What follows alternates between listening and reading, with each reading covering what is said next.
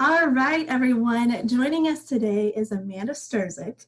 She is an amazing author, former fitness instructor, former this and that. And I'm just going to let you tell people who you are because I can't do it justice. Thanks so much, Cassandra. It's great to be here. So as she mentioned, I am an independent author. I've written 5 fitness self-help books and 1 novel, yay! I'm also a former personal trainer and group fitness instructor and fitness advocate. So my big thing is encouraging people to sneak exercise, movement, physical activity, whatever you want to call it, into their daily lives, that it doesn't need to be costly or complicated. It doesn't even need to be sweaty.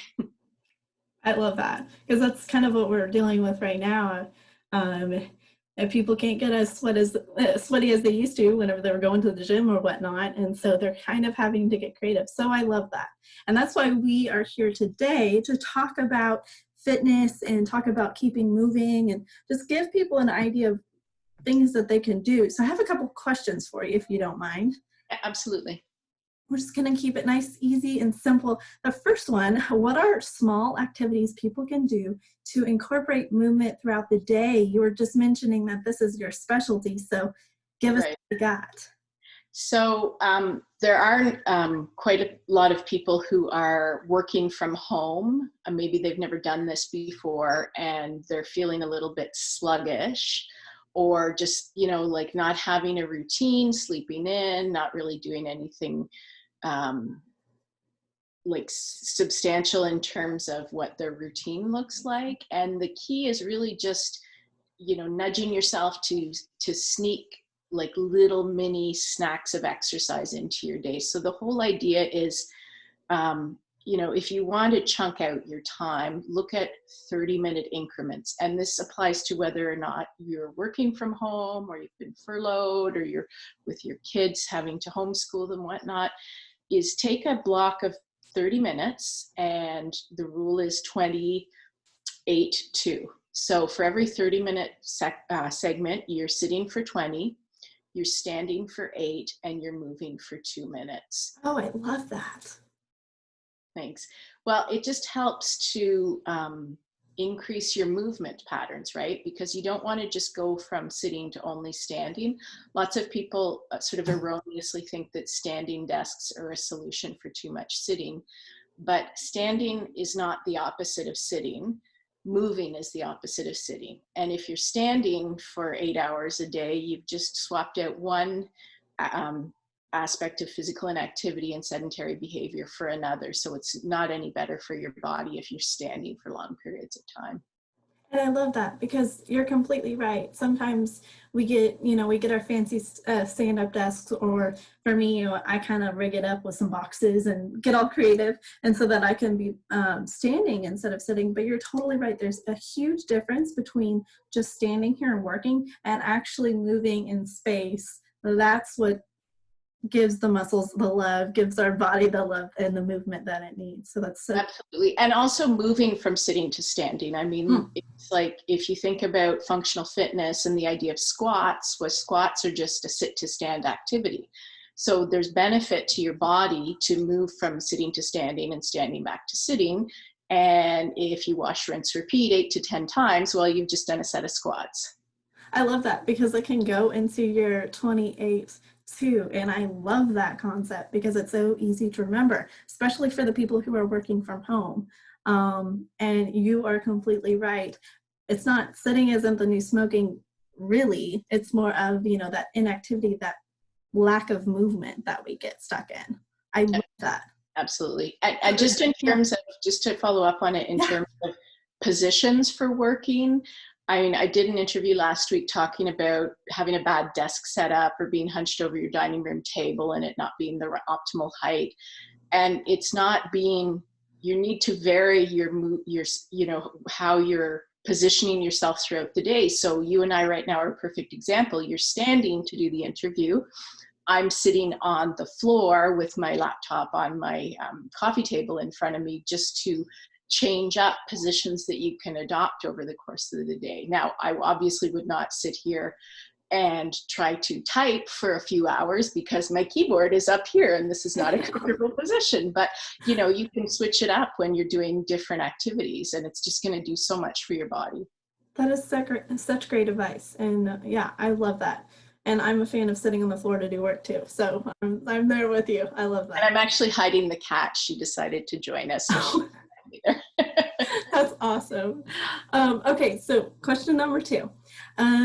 Do people have to do a huge workout every single day to maintain their physical health during this time? I know for a lot of people, that was their norm. They're used to 6, 7 workouts a week.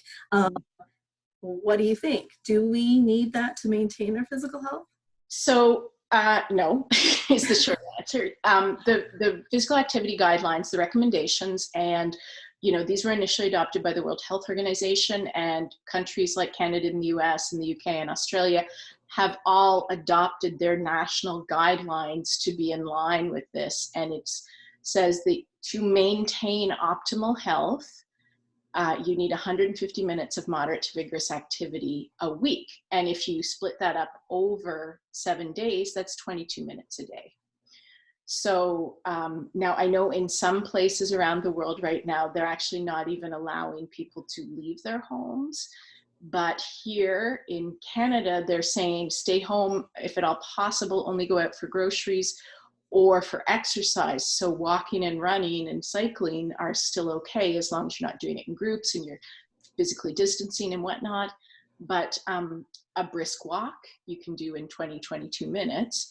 And you don't need to, or you can do a leisurely walk. It doesn't need to be brisk, but you also don't need to go for a run and try to, like, you know, crush a 4-minute mile or anything.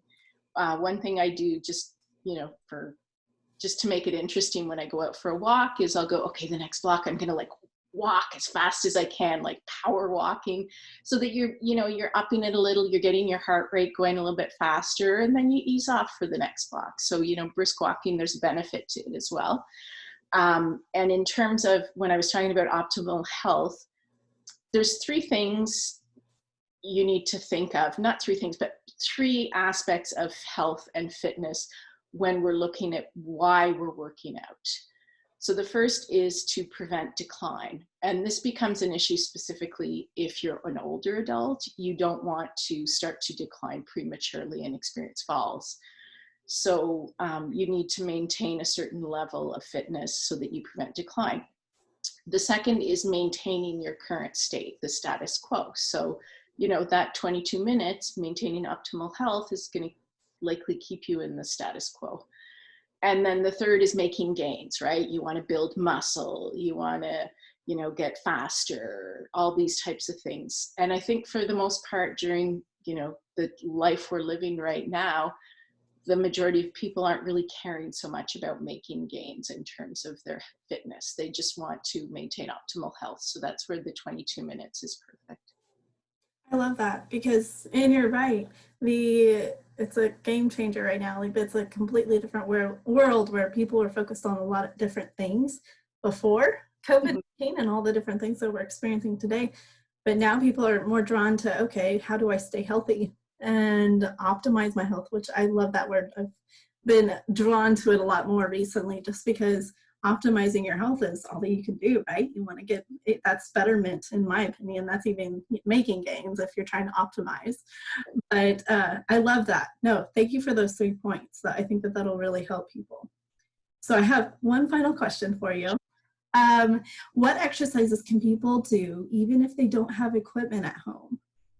So that's a great question. And there is a lot you can do. If you think about calisthenics, so calisthenics go back to ancient Greece, and it actually means beautiful strength. So calisthenics traditionally are body weight exercises that use the major muscle groups. So think push-up, sit-up, plank, Superman, burpee, squat, handstands. So there's all these different body weight exercises that you can do that don't require special equipment. And if you're not sure how to start, there's lots of resources online. For example, bodybuilding.com has a free exercise database. So you can go and select, you know, what part of your body you want to work, and you say body weight only, and it'll shoot out some exercises. It gives you little images of them, a written description, and a 30-second video so you can watch someone actually doing it. Then there's different actual workouts that you can do. You can follow, there's lots of opportunities to do YouTube videos, or different fitness instructors are offering free classes online. So for instance, yoga, Pilates, Tai Chi, eccentrics, ballet, dance. You can go find any type of exercise video you want right now. Fitness Blender is another great source for workouts. You can find, like, you decide how long you want it to be, whether you're a beginner, intermediate, advanced, how hard do you want to work during your work, so you can still get your sweat on even if you are at home. If you have kids at home, there's lots of opportunities to, do animal crawling around the house with them, create obstacle courses or blanket forts. And then in the other spectrum of life are our older adults. Make sure you're checking on the older adults in your life and that they're doing exercises too. I'm actually doing regular FaceTime video workouts with my father so that we can keep going with his exercises I introduced to him last fall to help him improve his strength and reduce his risk of falling. That's very smart. And I like those resources that you mentioned. We might end up pulling those into the link or the description below just for people. Thank goodness that we live in the age that we do right now, right? There's so many different resources. And then if people need additional help, they can go find somebody and get advice from their medical professionals or fitness instructors. So it's a good time for this to happen, just because we're not completely socially distanced, even though we're physically distanced. Yeah, exactly. And then in terms of equipment, not everybody loves going for walks or runs or bikes. And our 18-year-old son was kind of climbing the walls because they've closed all the parks, so he can't go play basketball, even when he wanted to just go by himself and shoot hoops, not actually play with other people. And he can't go to the gym. So a local gym here, because they can't have people in the facility, they actually set up a program for people to rent equipment from them. So they're actually able to cover some of their costs, and people have equipment at home if they want other options for working out. So we've set up in one corner of our garage a small little gym for him that is, it's a great opportunity, because otherwise the equipment's just sitting there unused. And that helps small businesses. So both you're staying fit and healthy, but then you're also helping your local gym or fitness instructor or whatever it might be. So that's very smart as well. I love that. So, okay, anything else you would like to tell the people watching before I let you go? Just move more, feel better. Just keep moving.